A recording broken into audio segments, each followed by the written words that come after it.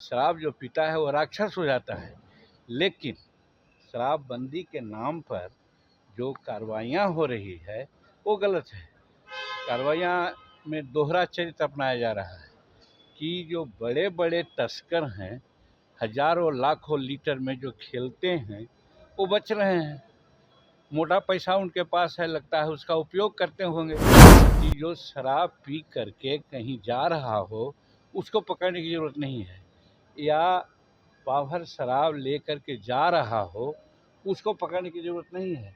लेकिन जो पुलिस पदाधिकारी है, एक्साइज पदाधिकारी है, सिविल पदाधिकारी है, कोटा पुराने के लिए उन्हीं को पकड़ता है और बड़का बड़का को छोड़ देता है। कानून पर आपने बोला था देखिए, आज नहीं हम बोले हैं, शराबबंदी जिस दिन से हुई उस दिन से ही हमने आशंका व्यक्त किया था, और मेरा आशंका एकदम सत्य साबित हो रही है कि शराबबंदी तो बहुत ठीक है।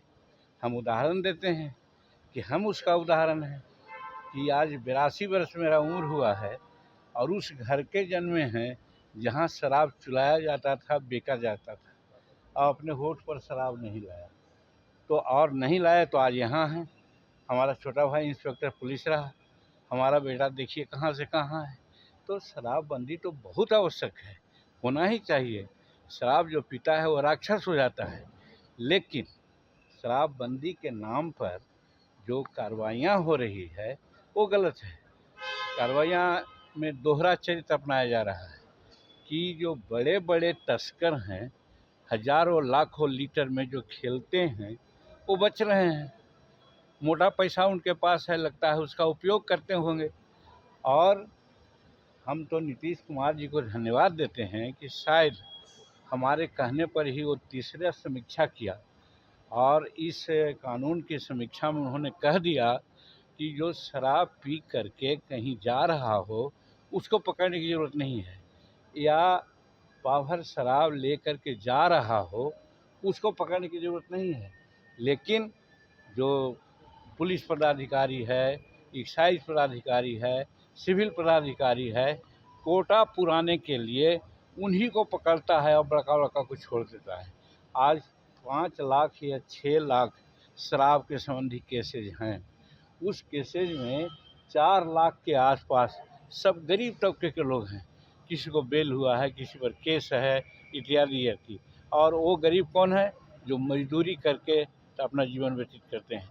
तो मेरा कहने का मतलब है कि शराबबंदी का से कार्रवाई इस कदर होनी चाहिए कि कम से कम जो गरीब लोग हैं उनको इस प्रकार से कार्रवाई से वंचित रखना चाहिए, या उन पर जो केस मुकदमा हुआ है वो उठा देना चाहिए। और जो तस्कर है शराब का, जैसे छापा आज मार रहे हैं हमारे सम्राट जी, बड़ी अच्छा कर रहे हैं। इस तरह की छापामारी करके उन लोगों को नकेल कस देगा तो हम समझते हैं कि शराबबंदी सफल होगी। चौथा समीक्षा की जरूरत है सर शराबबंदी कानून पर? निश्चित। अगर जिस प्रकार से आज सम्राट जी यहाँ कर रहे हैं कि हर तरह के जो माफिया है उस पर वो अपना हिसाब लगा रहे हैं, तो इनको फ्री हैंड दिया जाएगा तो हम समझते हैं कि शराब माफिया भी ख़त्म हो जाएंगे। और हम समझते हैं कि शराब बंदी का जो धज्जियाँ लोग उड़ा रहा है वो शराबबंदी ठीक से चलेगा।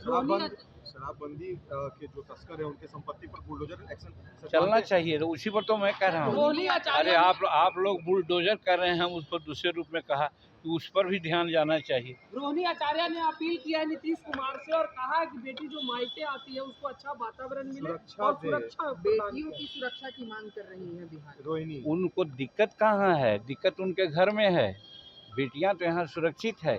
इसीलिए तो हमारे गृह मंत्री सम्राट चौधरी जी ने स्पष्ट कह करके कहा है कि हम बेटी बहू का जो असुरक्षित महसूस करते हैं उसको हम सुरक्षा देंगे। इसलिए जितने भी यहाँ क्रिमिनल लोग हैं उनको हम बिहार में नहीं रहने देंगे। वो अपना जगह ले लें दूसरी जगह, नहीं तो फिर उनका जगह दूसरा होगा। ये उनका स्टेटमेंट को हम बहुत प्रशंसा करते हैं। शिवानंद तिवारी ने तेजस्वी यादव को सलाह दी है कि हारने के बाद बाहर क्यों चले गए, विदेश क्यों चले गए, बिहार में जनता के बीच में रहे। अपने ही दल के लोग सवाल उठाने लगे उन पर। मेरा कहने का मतलब है कि हम लोग उनको बाबा कहते हैं, शिवानंद तिवारी जी को। बाबा को तेजस्वी जी को सीख पहले से देना चाहिए था। वो सीख लिए कब, जब सारा मामला खत्म हो गया तब। सर चलिए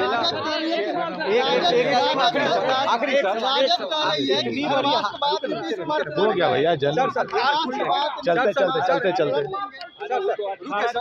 मंत्रिमंडल का गठन कर रहे थे, उनकी बात सत्य होती है तो आप लोग नहीं जानते हैं, बातें का सवाल नहीं उठाना चाहिए आप लोग।